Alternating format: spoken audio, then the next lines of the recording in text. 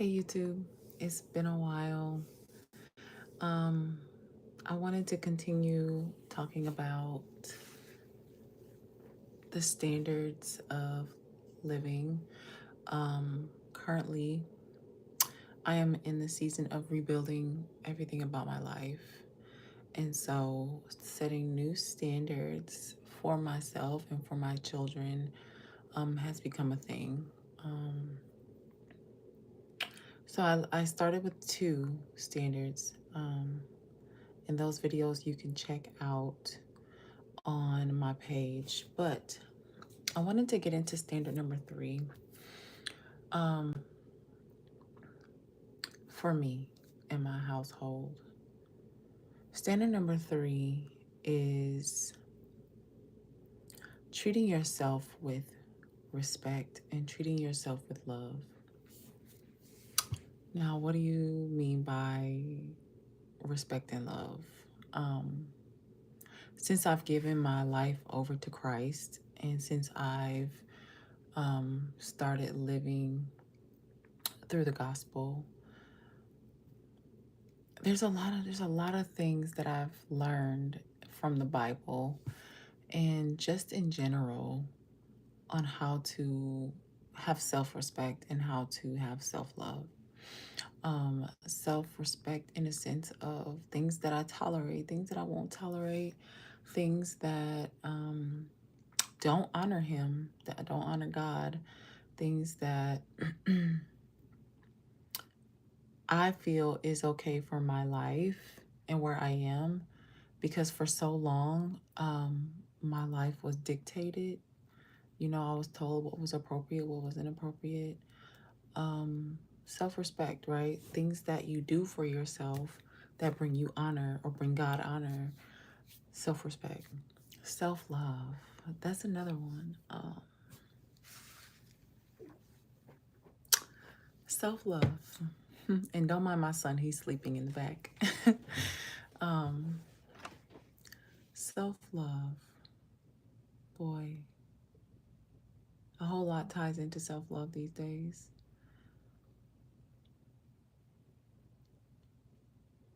Taking the moment when you need to fully sit with yourself and to understand where you are. Taking the time to fully understand who you are and whose you are. Taking the time to acknowledge how far you've come. Taking the time to understand your emotions and how you got there, right? Taking the time to create a space. Hi. Create that space for yourself when you're feeling like no one understands. Self-love, real self-love. Doing the things that is new, doing new things, but they're uncomfortable. But in order for you to grow, you have to do them. Um, I work out almost every day. Hi, I work out almost every day. Do I want to work out every day? No, I don't want to work out every day, but I know that if I don't work out every day, I can fall into the rotation of laziness. I can fall into the rotation of gluttony, and I don't want those things for my life. So self-love is doing the hard things so that they become easier in the long run, right? Um, I don't like laundry. I don't like doing laundry. But in order to have clean clothes, I have to do my laundry, right? I have to wash them, I have to dry them, I have to fold them up, I have to make sure that I have everything in order so that I can, adapt to the next day. So all those things are self-love. Um, I've come to the conclusion this new foundation that I'm building, um, and I'll say it again, God is the foundation of this new build, right? He broke me down. He called me out of a space that was not healthy for me. He called me out of a abusive marriage. He called me to be greater. He called me to be more. Hi, everyone. He called me to be more, especially because I have children. And so, with him as the foundation, I have to be able to build the new standards for myself and for my children moving forward into a new life. And it's not that I'm going in blind, it's that I'm allowing God to lead the way. He's the foundation, but the standards are being set as I go. So, number one, He's the foundation. Okay. He's that. Number two, I learn something new every day. And number three, practicing self love. Okay. Practicing self love. Doing the things that you don't want to do, but you have to do so that they become easier and that your life becomes easier. So, I stay in my word, I stay in my Bible. And when I feel as though the spirit of the deceitful one, the enemy, is upon me, we tend to look for people to come in and, help us get rid of that enemy that's on us. No, you can't look for people because they're just like you. And it says even in the Bible, humans are not the ones that you need to go to in your time of trouble. You need to go to God. And so when you go to God and you go to His Word, you find all your answers there. So when I say He's the foundation of everything. He stripped me and I put Him right where I needed Him to be. I put Him right at the bottom so that I can build on top of Him. And He is just growing with us. He's growing with us. So, the parable of the wheat and the tares, okay? The parable of the wheat and the tares. The wheat was planted, but overnight, there was an enemy that came and he sowed seeds of tares. Tares are weeds, okay? So in the morning or whenever the wheat started to grow, so did the tares. And as they grew together, you could not tell them apart, right? But when they matured, the wheat slumped over and it bowed. It became submissive.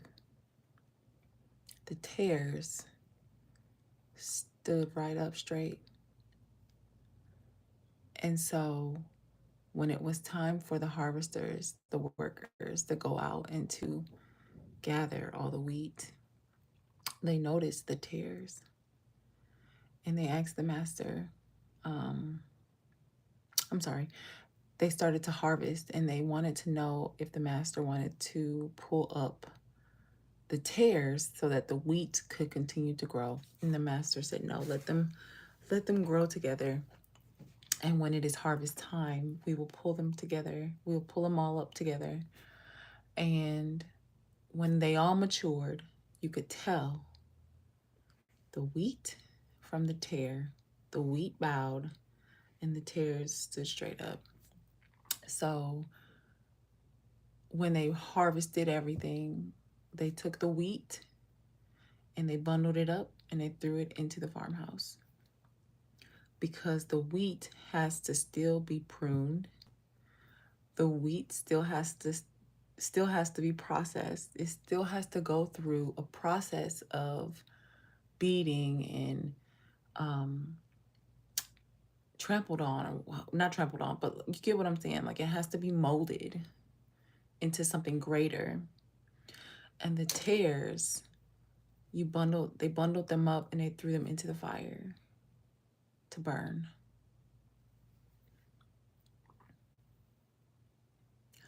That is what it's like when God is not your foundation. When He's not there,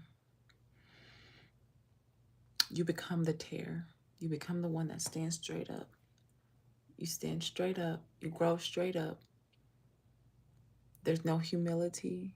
There's no obedience. There's no submission.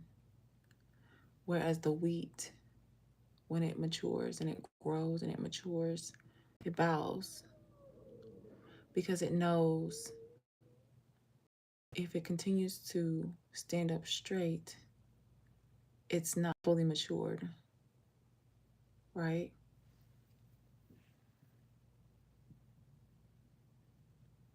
Such is life. We all have to bow at some point. With God as your foundation, we bow at His feet humbly, humbly, humbly. Don't be of this world. Don't be of this world. There's nothing of this world that I want more. Nothing. My hopes, my desires, my happiness is all placed on Him. My foundation, my rock. Everything comes from Him. Everything. So, if you haven't read the parable of the wheat and the tares, I highly recommend that you study the Bible and go to that particular story, that particular parable, and read about that just to give you some perspective on what life should look like. The will of God. The will of God is for us to spread the gospel and to bring other people to Him. You know, it says He'll leave the 99 to go find the one. He found me. He absolutely found me. And now is my turn to go and to find the other ones that need to come back to the flock.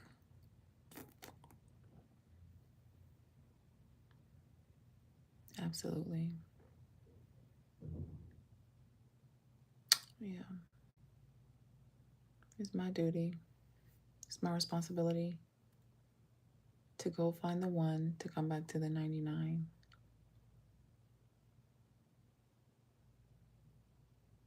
To come back to the 99.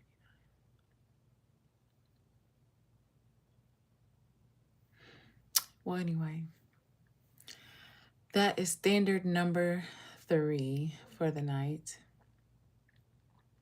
Standard number 3, self-love. Love yourself. One of the greatest commandments. Love your neighbor as you love yourself. If you truly love yourself, you would do what is of God's will for yourself and then for others. He doesn't ask for much. He just asks for your obedience. And He asks for your faithfulness and your love, and to spread that to others. The greatest act is love. Spread it around. Love you all.